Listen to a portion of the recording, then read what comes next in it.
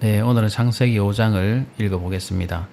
창세기 1, 2장에서는 하나님의 천지 창조와 인간 창조가 기록이 되어 있습니다. 3장에서는 하나님의 창조물인 인간이 뱀의 유혹을 받아서 하나님의 명령을 어기고 죄를 범하는 그런 장면이 3장에 기록되어 있습니다. 4장은 아담의 아들인 가인과 아벨 이야기가 기록되어 있는데 가인이 아벨을 죽이고 죄를 범하게 되는 그 이야기가 기록이 되어 있습니다. 더불어 가인의 후손들에 관한 그런 족보가 들어있고 하나님께서 아벨을 대신해서 셋을 주셨는데 셋의 후손인 에노스가 잠깐 기록이 되어 있습니다.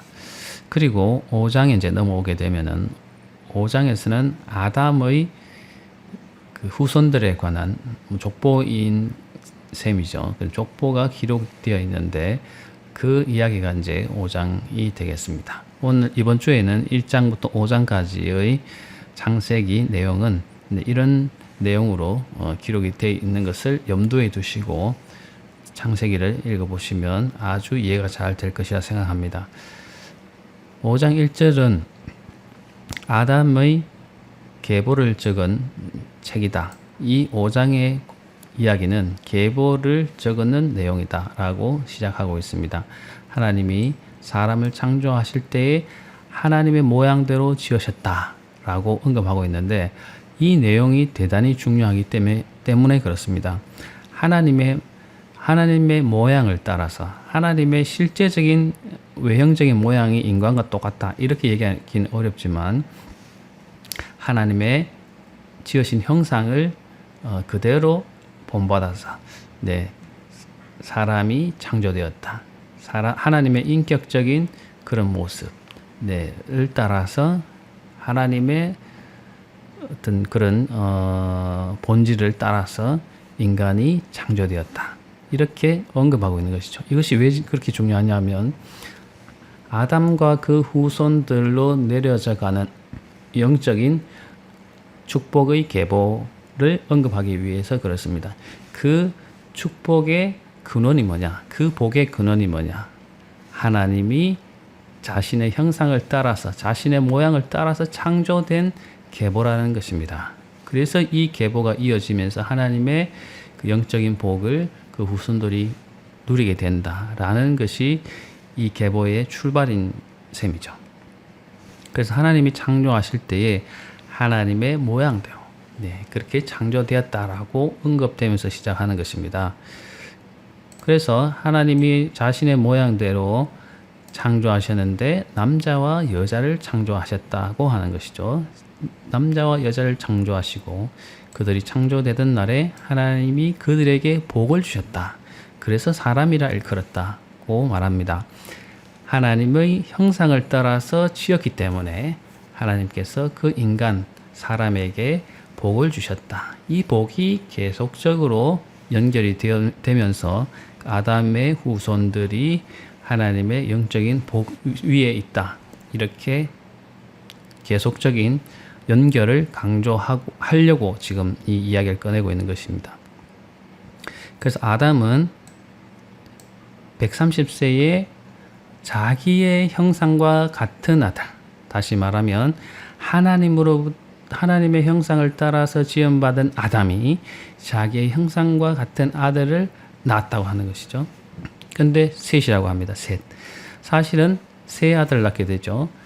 가인과 아벨을 낳았지만 먼저 가인과 아벨을 낳았지만 가인은 아벨을 죽이고 추방당하고 아벨은 죽었으니까 하나님이 셋을 주셨고 이 셋을 통해서 하나님의 영적인 복의 계보가 이어져 간다는 것입니다.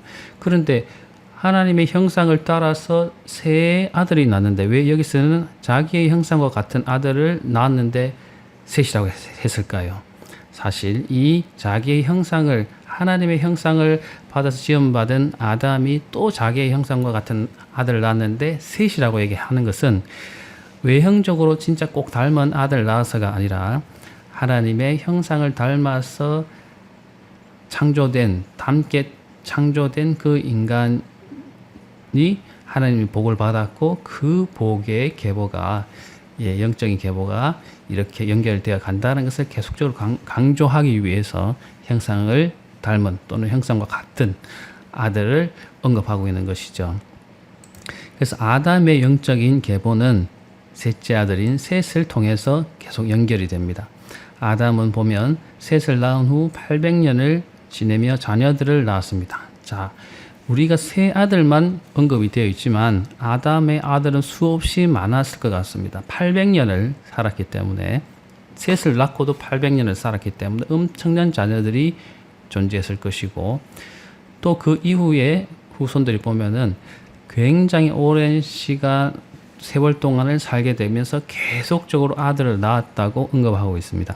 그러나 그 아들에 대한 족보적인 기록은 전혀 존재하지 않고 하나님의 복의 영적 계보는 한 사람 한 사람 한 사람을 통해서 전달되고 있는 것을 볼 수가 있습니다.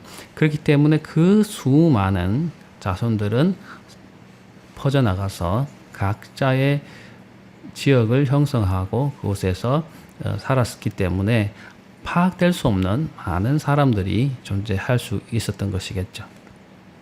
자, 그래서 이런 족보에 대한 기록들은 좀 지루하지만 계속 기록되고 있습니다.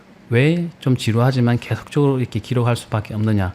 왜냐하면 구체적으로 그 한 사람 한 사람을 지칭할 수 있는, 특정할 수 있는 사람들을 통해서 기록이 되었기 때문에 숫자나 이름의 길이에 상관없이 기록하고 있는 것이죠. 그래서 이런 사람들을 통해서 하나님의 복의 영적 계보들은 이어가고 있다, 이어져 왔다라는 것을 기록하기 위해서 반복적이지만 적어 놓고 있는 것입니다.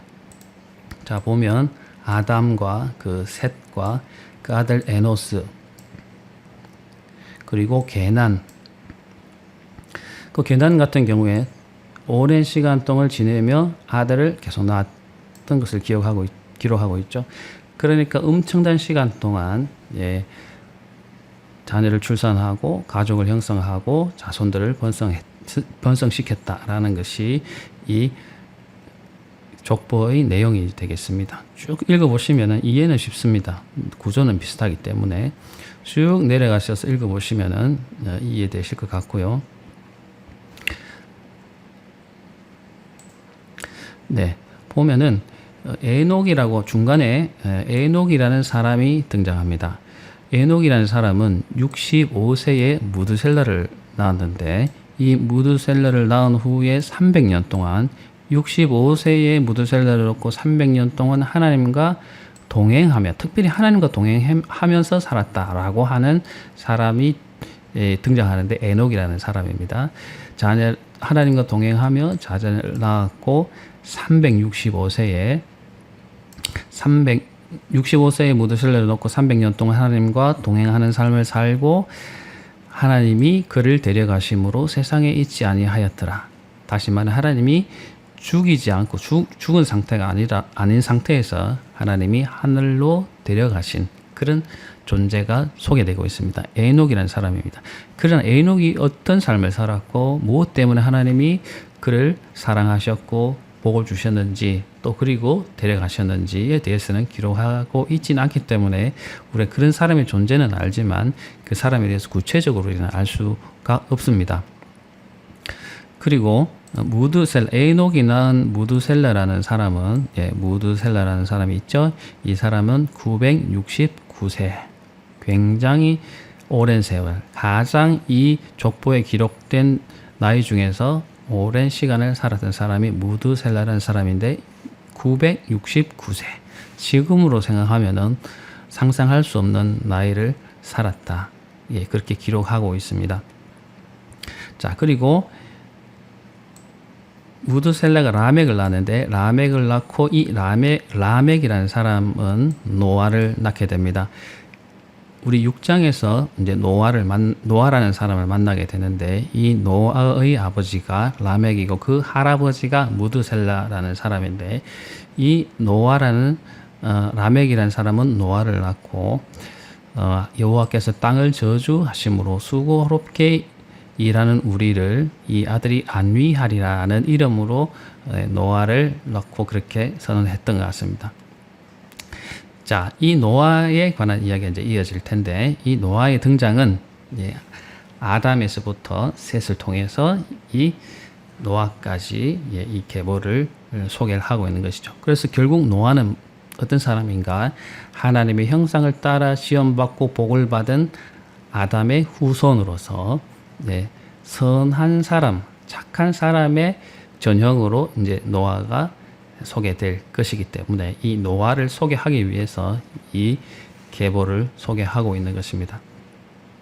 자, 라멕은 노아를 낳고 오랜 시간을 살고 777세를 살고 죽게 됩니다. 그리고 노아는 셈과 함과 야벳을 낳았다라는 기록이 있는데, 이제 앞으로 6장에서는 노아에 관한 이야기가 나올 것입니다. 자, 그러면 이번 주에는 1장, 2장, 3장, 1장부터 5장까지 5장을 읽어봤는데, 다시 한번 주말에 읽어보시든지 하면서 5장까지 내용을 한번 돌아보셔도 좋을 것 같습니다. 네, 오늘은 5장 족보에 관한 이야기를 했는데 한번 천천히 읽어보시고 궁금하신 점이 있으면 질문해 주시면 되겠습니다. 고맙습니다.